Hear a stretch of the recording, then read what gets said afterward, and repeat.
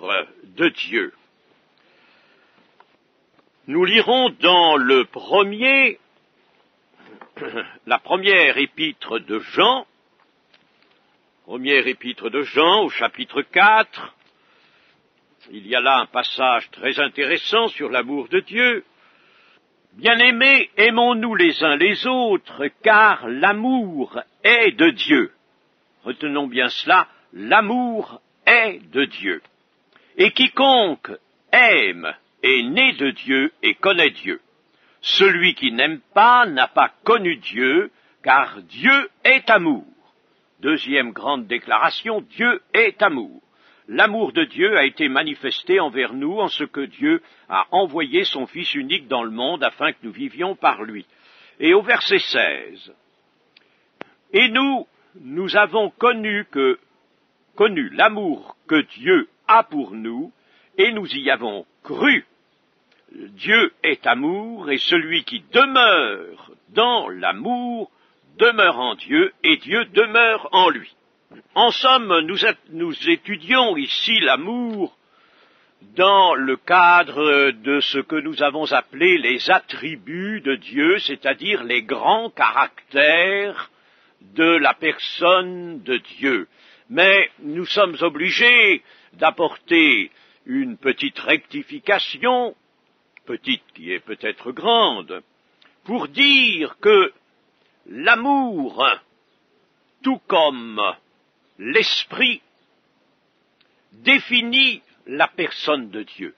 C'est donc plus qu'un caractère, c'est l'essence, c'est la nature même de Dieu. Dieu est amour, comme Dieu est esprit, comme Dieu est lumière, comme Dieu est éternel, comme Dieu est immuable. Par toutes ces affirmations, en somme, nous définissons, par le moyen de la révélation, et dans une connaissance qui est adaptée à nos faibles moyens sur la terre, nous connaissons imparfaitement, partiellement, nous dit Paul. Plus tard, nous connaîtrons comme nous avons été connus. Mais cette connaissance qui nous est donnée par la révélation est déjà magnifique. Dieu est amour, comme Dieu est esprit, et nous touchons là la nature même de Dieu. Très rapidement, je vous dirai d'ailleurs ceci, une pensée qu'il est bon de considérer, est que le Dieu véritable ne peut pas être conçu autrement que cela, autrement que Dieu amour, que Dieu étant amour. Ce n'est pas possible. Un Dieu, par hypothèse, qui ne serait pas amour, est un Dieu impossible. Certains penseurs ont examiné la chose, y ont bien réfléchi, moi aussi je l'ai fait un peu, et l'on arrive rapidement à cette conclusion qu'un tel Dieu n'est pas possible. Et alors, on peut dire tout de suite que le Dieu des religions que les hommes se sont données à partir de certains initiateurs, comme Mahomet, comme Confucius, comme Bouddha et autres, eh bien, ces religions ne peuvent pas être vraies, et le Dieu de ces religions n'est pas le vrai Dieu, pour la raison, déjà, que ce Dieu, le Dieu des religions, que ce soit l'une ou l'autre, on ne peut pas dire de lui qu'il est amour. Dieu n'est pas aimé. Dans les religions des hommes, il n'est pas aimé. Et ça, c'est une constatation à faire, n'est-ce pas? Elle est flagrante. Et si Dieu n'est pas amour, le Dieu des religions n'est pas vrai. Seul le vrai Dieu est celui de qui on peut dire qu'il est amour. Un Dieu qui serait, par exemple, justice seulement, serait armé de cette justice inflexible, et elle est inflexible, bien sûr.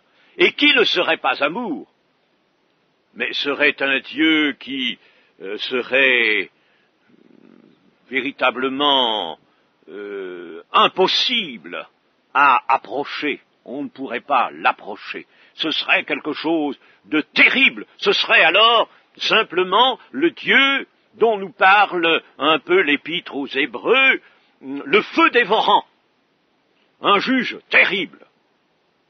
D'abord, s'il n'était pas amour, les amis, nous n'existerions pas. Nous n'existerions pas. Alors vous voyez que c'est bien impossible que Dieu ne soit pas amour, mais il faut l'affirmer, bien sûr, c'est une merveilleuse affirmation. C'est une affirmation donc caractéristique de la révélation biblique, et notamment de la prédication de l'Évangile, une affirmation qui est là centrale dans l'Évangile, puissance de Dieu pour ceux qui croient, une affirmation centrale. Et cette affirmation, notamment et surtout, est de celles qui montrent que le vrai christianisme est bien la seule religion véritable, pour employer ce mot. Dans le Nouveau Testament et dans la version des Septante, je pense que vous savez ce que c'est la version des Septante, c'est l'Ancien Testament qui, avant la venue de Jésus-Christ, a été traduit en grec par un collège de 70 spécialistes, 70 traducteurs, et nous avons toujours comme document cette version des 70, à laquelle d'ailleurs le Nouveau Testament se rapporte souvent. Eh bien, dans le Nouveau Testament et dans la version des 70, c'est-à-dire l'Ancien Testament en grec, l'amour est exprimé par le mot agapé. Et ce mot agapé, ce mot grec agapé, a le sens d'un amour descendant de Dieu vers l'homme, pour susciter de la part de l'homme un retour de ce même amour, une sorte de retour comme, par exemple, un rayon de lumière se réfléchit dans un miroir. Eh bien, c'est cela, l'agapé. Et ce mot est précieux, il doit être réservé à l'amour de source divine, à cet amour de l'Esprit, cet amour de Dieu. Ainsi, l'homme ne peut donner à Dieu que l'amour qui l'atteint lui-même. Il ne peut donner à Dieu que cet amour. Et cela, l'Ancien Testament l'exprimait, David notamment, lorsqu'il disait « Qu'avons-nous, Seigneur, que nous puissions te donner, et qui ne nous soit venu de toi. Ce que nous avons à te donner, nous l'avons reçu de toi. » N'est-ce pas? Et c'est bien vrai pour l'amour notamment. Et c'est ce qui fait dire aussi à l'Écriture ceci dans 1 Jean 4, « Pour nous, nous l'aimons parce qu'il nous a aimés le premier. » Ce qu'il ne faudrait pas mal comprendre, et nous l'aimons parce qu'il nous a aimés le premier, ça voudrait dire, puisqu'il nous a aimés, alors nous consentons, nous aussi, n'est-ce pas, à l'aimer, c'est pas ça. Nous l'aimons et nous pouvons l'aimer parce que lui a pris l'initiative de nous aimer. Voilà ce que ça veut dire. Autrement, nous n'aurions pas pu aimer Dieu s'il, lui, ne nous avait aimés le premier. L'initiative est donc venue de Dieu lui-même. Nous allons reconnaître maintenant des qualités à l'amour, des caractères à cet amour agapé, cet amour divin. Oh, je me limiterai à ce qui est essentiel. D'abord, l'amour est porté à conserver, à garder. C'est-à-dire, l'amour ne consent pas à perdre ce qu'il s'est donné, ce qu'il a. L'amour ne consent pas à perdre. L'amour de Dieu souffre de subir une perte. Et cela, nous l'avons exprimé dans une merveilleuse parabole du Seigneur Jésus-Christ, la parabole de la brebis perdue. Le bon berger ne peut pas souffrir, consentir à perdre une brebis sur 100. C'est beaucoup trop, c'est une perte qu'il ne peut pas subir. Le fils prodigue aussi par son départ, laissé dans le cœur du Père une souffrance, et lorsqu'il revient, mon fils qui était perdu est revenu. Alors le Père est dans une joie immense. Donc voilà un grand caractère de l'amour divin, il ne consent pas à subir une perte. Il veut conserver. Voilà déjà un grand caractère de l'amour. On peut trouver ce caractère dans l'amour humain. Mais malgré cela, l'amour humain reste toujours, bien sûr, entaché de l'état de péché, entaché des imperfections humaines, et souvent, l'homme veut lui aussi conserver, il ne veut pas perdre l'objet d'un amour, celui ou celle qu'il aime, seulement il y a là, malheureusement, un égoïsme qu'on ne trouve pas, bien sûr qu'on ne peut pas trouver en Dieu. Nous allons le voir dans les autres caractères. Deuxième caractère de l'amour de Dieu, c'est que cet amour va s'employer pour conserver en vie l'objet aimé. L'objet aimé, c'est-à-dire, mettons, la créature aimée, quelle qu'elle soit, que ce soit un ange, que ce soit l'homme, la créature aimée, alors Dieu veut la conserver. Je dirais même que cet amour de Dieu s'étend aussi au cadre de notre vie, à tout ce qui a vie. Et nous voyons dans certains textes, notamment dans l'Apocalypse, que Dieu ne veut pas que l'on détruise les arbres, l'herbe, la végétation, les animaux. En somme, le Seigneur notre Dieu est un écologiste, le plus grand écologiste et le meilleur écologiste qui soit, n'est-ce pas? Oui. Alors, ça ne veut pas dire que nous allons, nous chrétiens, nous lancer dans des programmes de lutte écologique, n'est-ce pas? Laissons ça à ceux qui aiment les luttes et les combats. Nous avons une lutte et un combat, un seul, c'est celui de proclamer la voie du salut. Voilà, n'est-ce pas? Et de combattre les ténèbres, d'arracher les âmes aux ténèbres. Voilà notre combat, notre seul combat. Mais il faut bien dire que, n'est-ce pas, l'écologie est une chose qui se trouve dans l'amour de Dieu.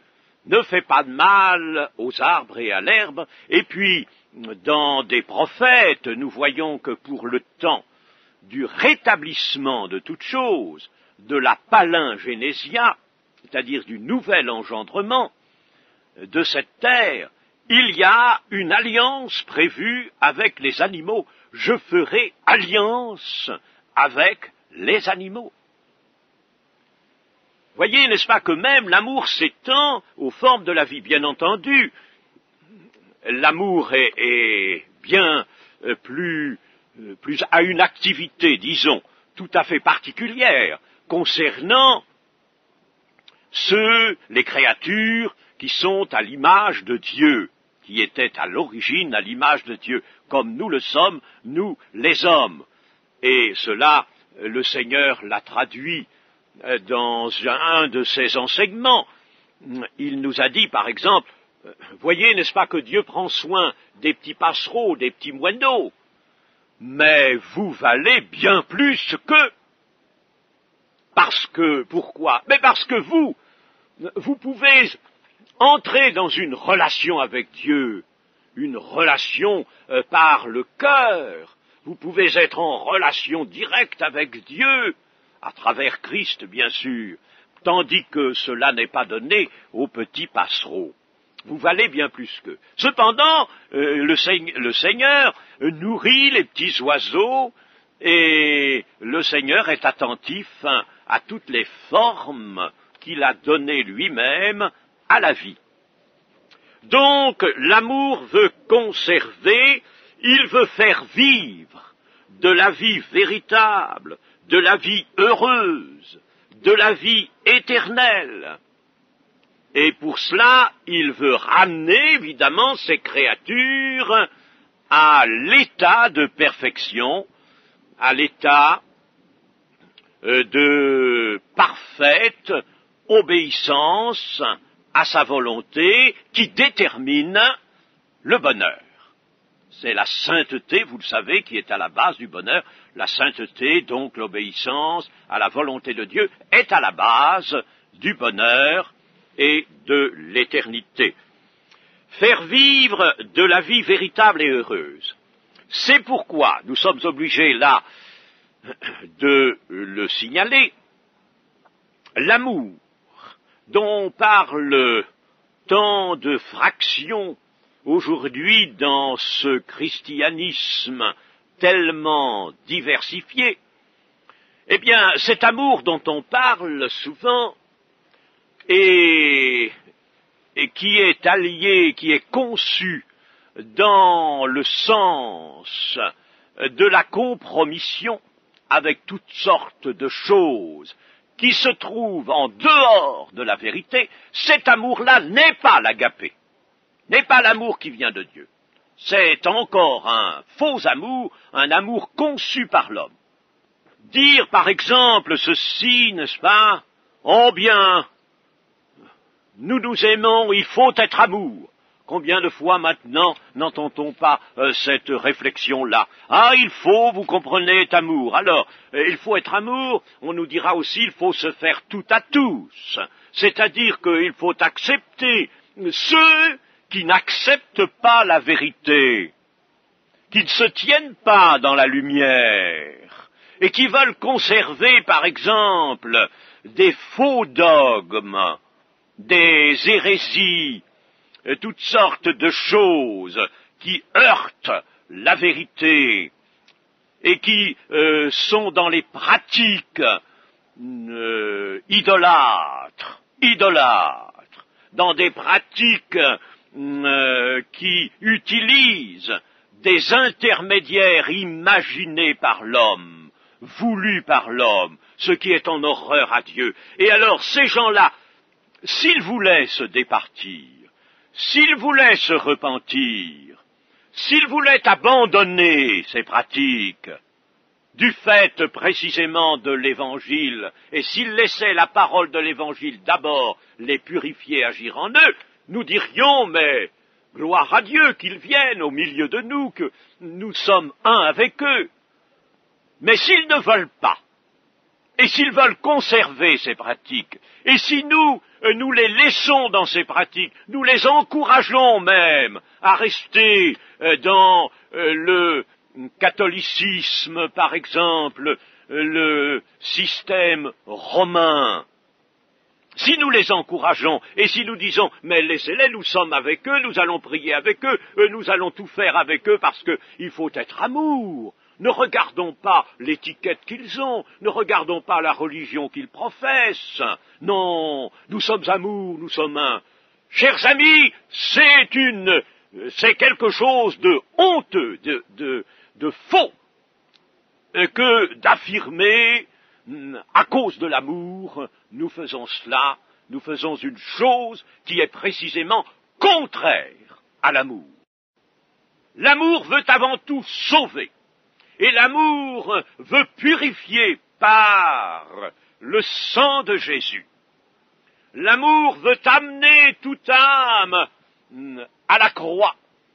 Toute âme rendue captive, nous dit l'Écriture, l'amener là, au pied de la croix, pour qu'elle trouve le pardon de ses péchés, et pour qu'elle soit changée, transformée.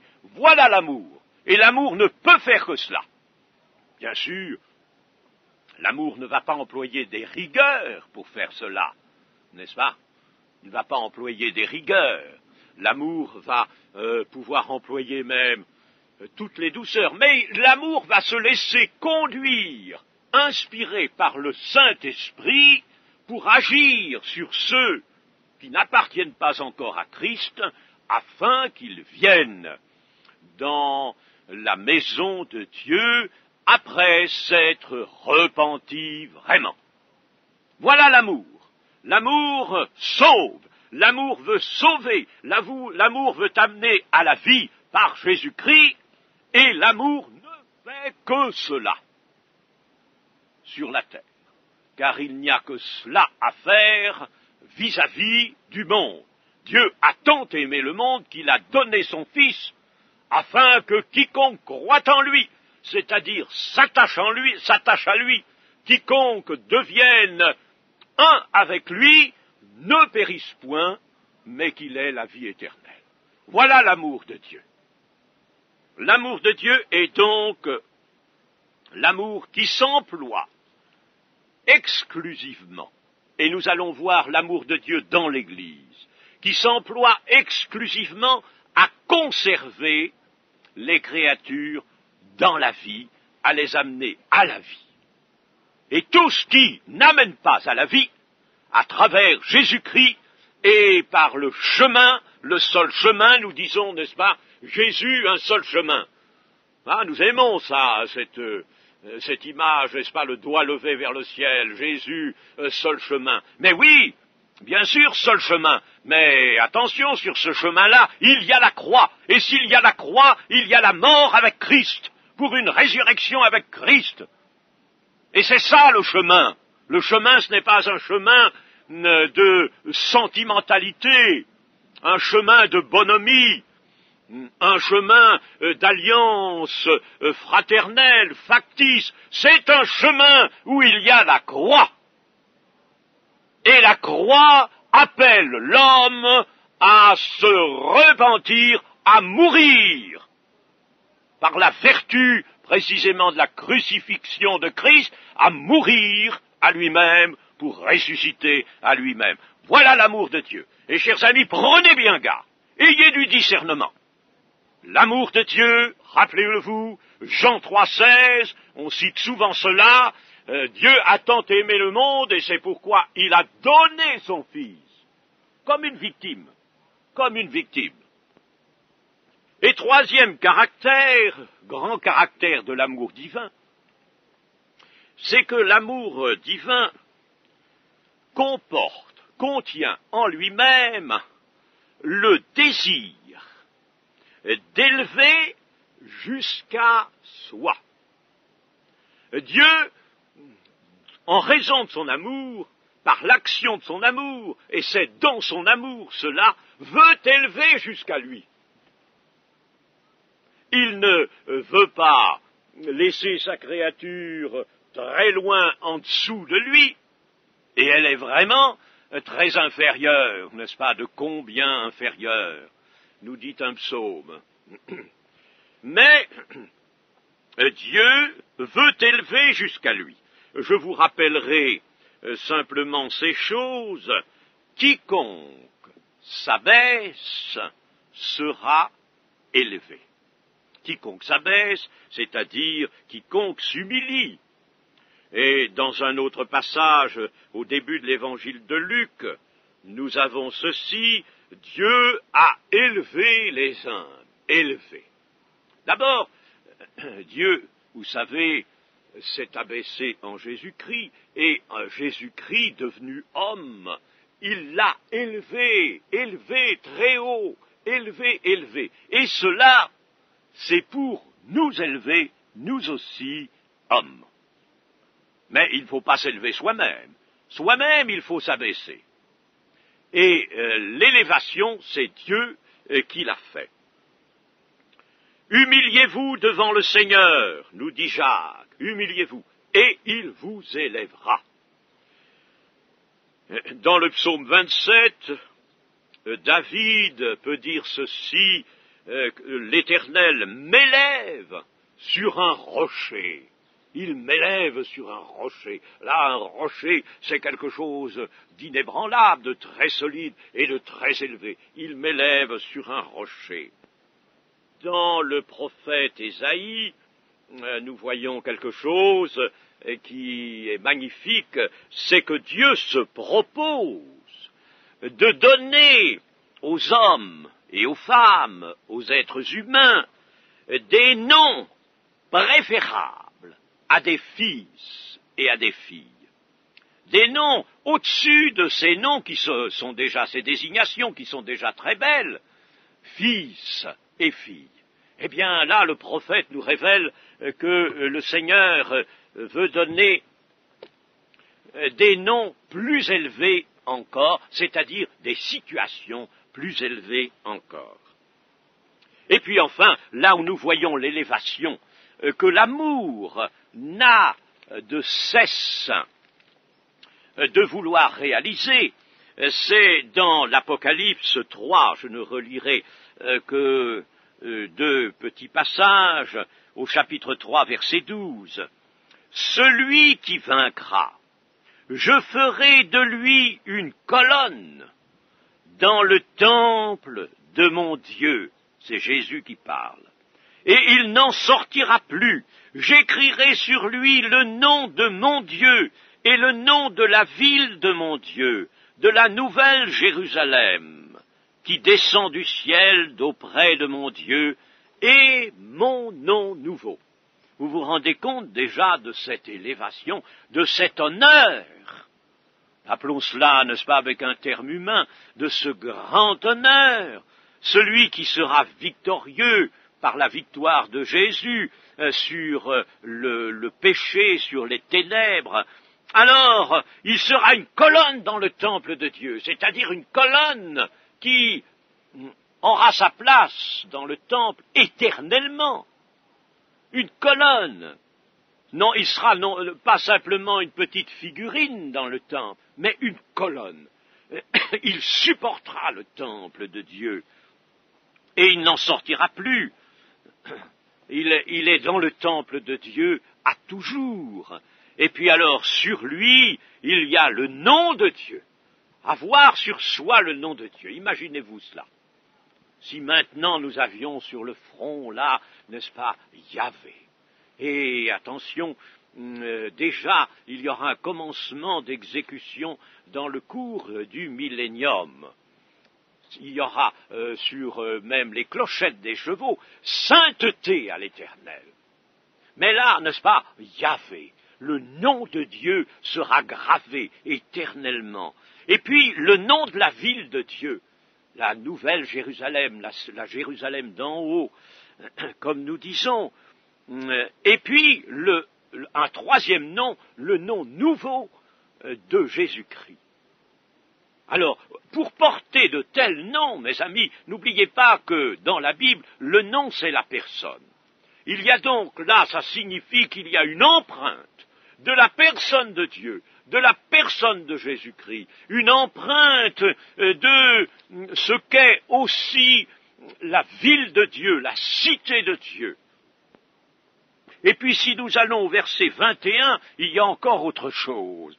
Au verset 21 du chapitre 3, celui qui vaincra, je le ferai asseoir avec moi sur mon trône, sur le trône de l'agneau. Un trône qui est un trône divin. Comme moi j'ai vaincu et je me suis assis avec mon Père sur son trône. Cela veut dire, eh bien, vous allez recueillir même les prérogatives du règne. Vous voyez, n'est-ce pas, que l'élévation est véritablement dans la ligne de l'amour. L'amour veut élever aussi haut que possible. Aussi haut que possible. Et comme on comprend ces choses, n'est-ce pas? Voyez-vous, l'amour de quelqu'un vis-à-vis d'un autre, cet amour qui voudrait conserver à lui tous les privilèges, tout ce qui est bon, tout ce qui est magnifique, eh bien, et qu'il ne voudrait pas partager, ce ne serait pas un amour parfait, celui-là. Mais l'amour de Dieu est parfait. Il veut partager. C'est magnifique. Magnifique. Et d'ailleurs, n'est-ce pas, il est dit que nous serons héritiers de Dieu et co-héritiers avec Christ. Nous partageons l'héritage de Christ. Et c'est aussi l'amour. Alors là, j'ajoute ce caractère qui correspond à celui que nous venons de voir. L'amour veut élever, mais c'est aussi dans l'amour que se trouve la raison de l'abaissement de Dieu. La créature humaine est tombée. Alors Dieu va s'abaisser en Christ, en Jésus-Christ, en son Fils. Et nous allons voir ce qu'est son Fils. Il va s'abaisser en Christ jusqu'à l'homme pécheur qui est perdu. Il va s'abaisser. Et cela, vous connaissez le passage de Philippiens 2:5. Vous connaissez bien, c'est un passage qu'il faut toujours avoir dans l'esprit. 2:5. Ayez en vous les sentiments qui étaient en Jésus-Christ, lequel, existant en forme de Dieu, existant en forme, ça veut dire en réalité de Dieu. Christ existant en forme de Dieu et qui prend une forme de serviteur en devenant semblable aux hommes, et ça nous savons que ça a été, c'est réel, il a vraiment été un homme, n'est-ce pas? Il a paru comme un simple homme, c'est vrai, donc en forme de, ça veut dire en réalité de. Alors, Jésus, existant en réalité de Dieu, n'a point regardé comme une proie arrachée d'être égal ou de rester égal avec Dieu le Père, il s'est dépouillé lui-même en prenant une forme de serviteur en devenant semblable aux hommes, et ayant paru comme un simple homme, il s'est humilié lui-même, se rendant obéissant jusqu'à la mort, et même jusqu'à la mort de la croix. Alors, l'abaissement, voyez, Dieu consent cette chose inouïe, incompréhensible, dira Paul, une chose extraordinaire, inconcevable, de s'abaisser pour venir chercher l'homme.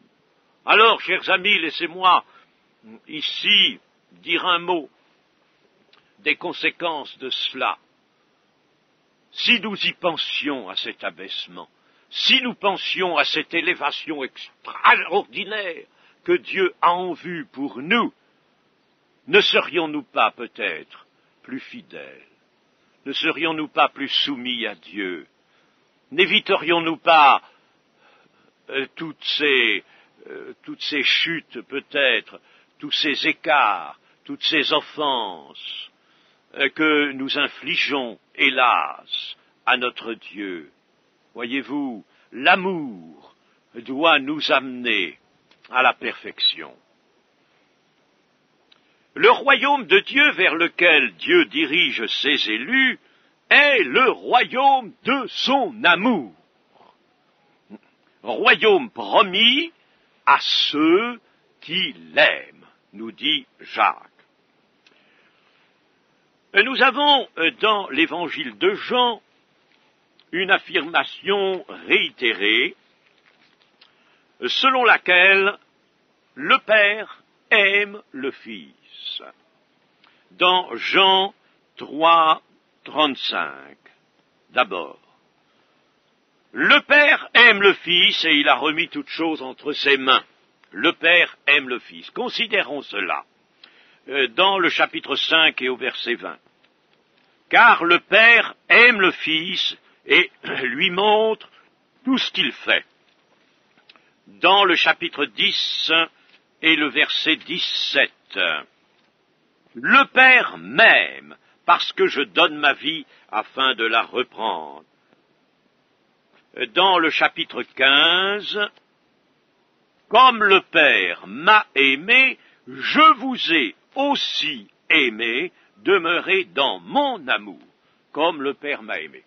Nous avons donc cette affirmation qui est là reprise par le Seigneur Jésus. Elle est donc capitale, elle est importante. Le Père aime le Fils. Et vraiment, le Fils peut être appelé le Fils de son amour. Alors, réfléchissons à quelque chose là. Dieu est éternel. Son amour est éternel, puisque c'est la nature même de Dieu, c'est l'essence de Dieu. Son amour est éternel.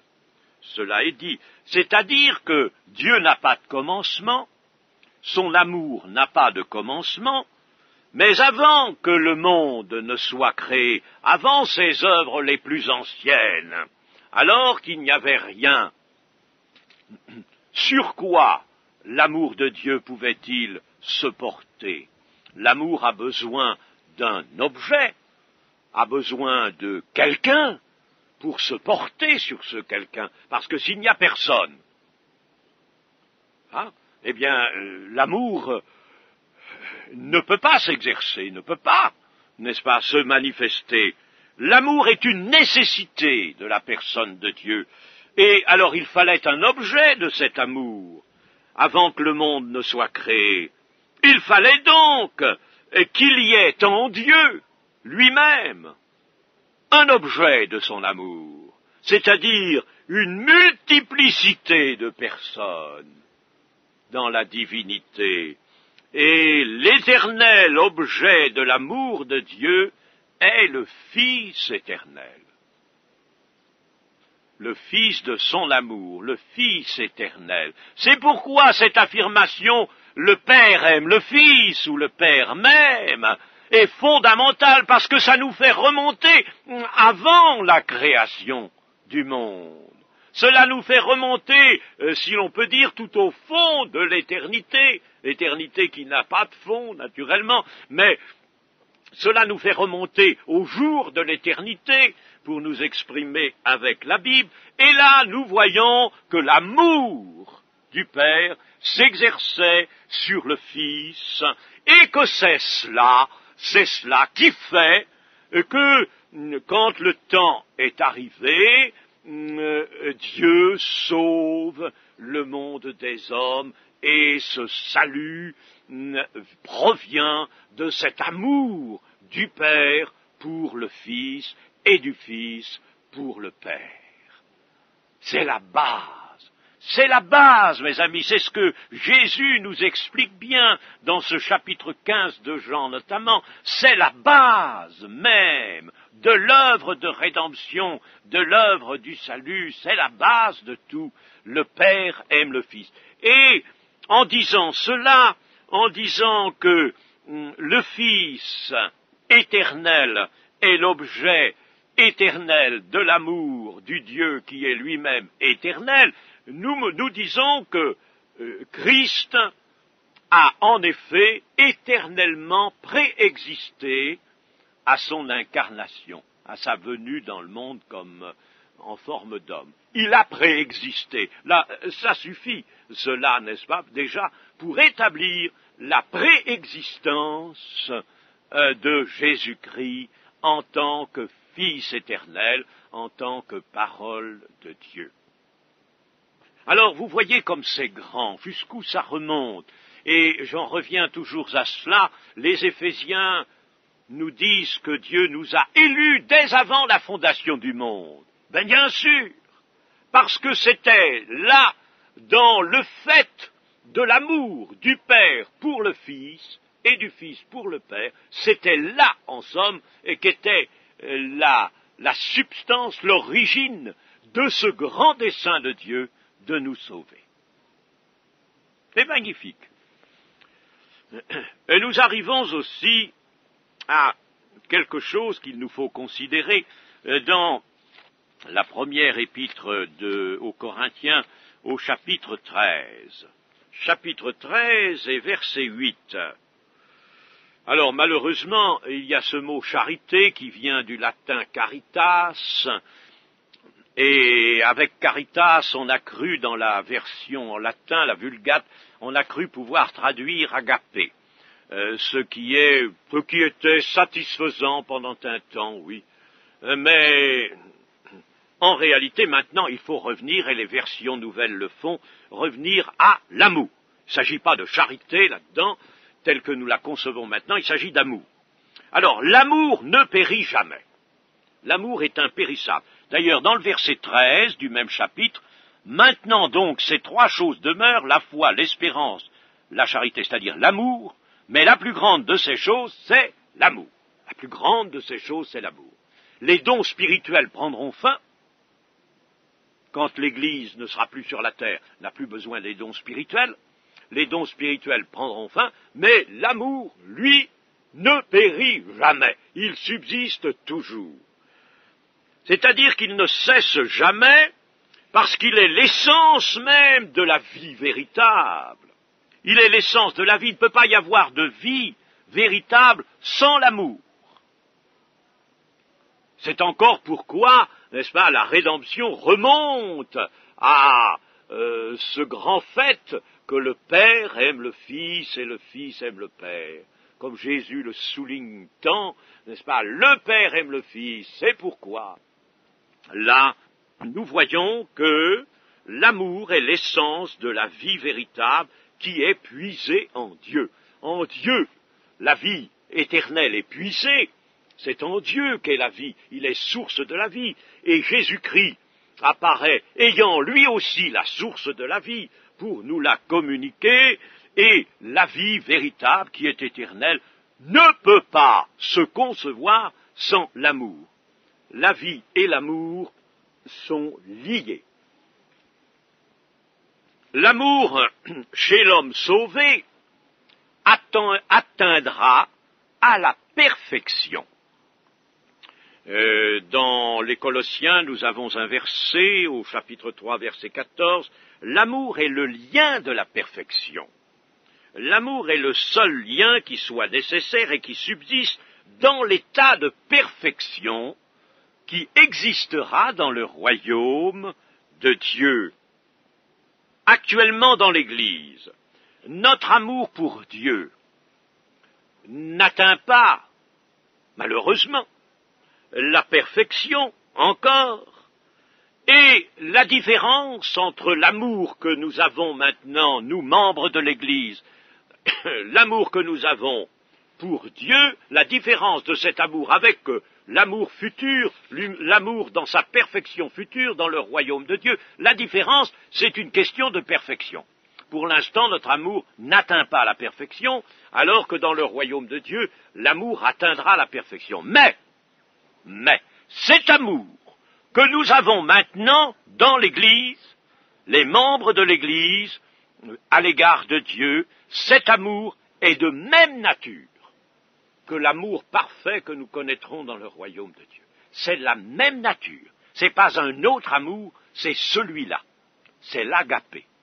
L'amour qui descend du Père, qui vient au Fils, qui vient aux disciples, et qui repart vers Dieu. Il n'est pas celui qui part de nous vers Dieu, n'a pas sa totalité, n'a pas sa perfection, quoiqu'il pourrait avoir une totalité. Il pourrait aller jusqu'à cette plénitude, la totalité, la plénitude de Dieu. Mais généralement, il ne l'a pas. Et donc, il est différent de notre amour. Lorsque nous serons dans le royaume de Dieu, là, nous connaîtrons l'amour parfait. Mais la nature de l'amour que nous avons maintenant est la même nature.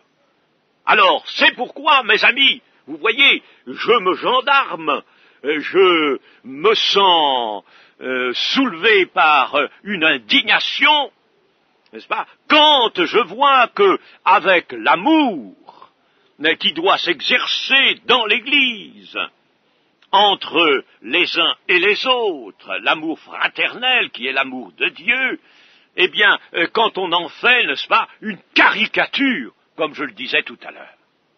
Parce que l'amour est de même nature, il doit être de même nature que l'amour que nous aurons dans le royaume de Dieu. Je ne voudrais pas vous garder encore bien longtemps maintenant, mais puisque nous avons prononcé la chose, nous allons pouvoir dire que dans l'Église maintenant, l'amour de Dieu et de Christ doit être la réalité glorieuse et permanente dont l'Église vit. Si l'Église a la vie véritable, éternelle, la vie de résurrection, elle ne peut pas manquer d'avoir l'amour qui est versé dans les cœurs par le Saint-Esprit. Elle ne peut pas manquer d'avoir l'amour.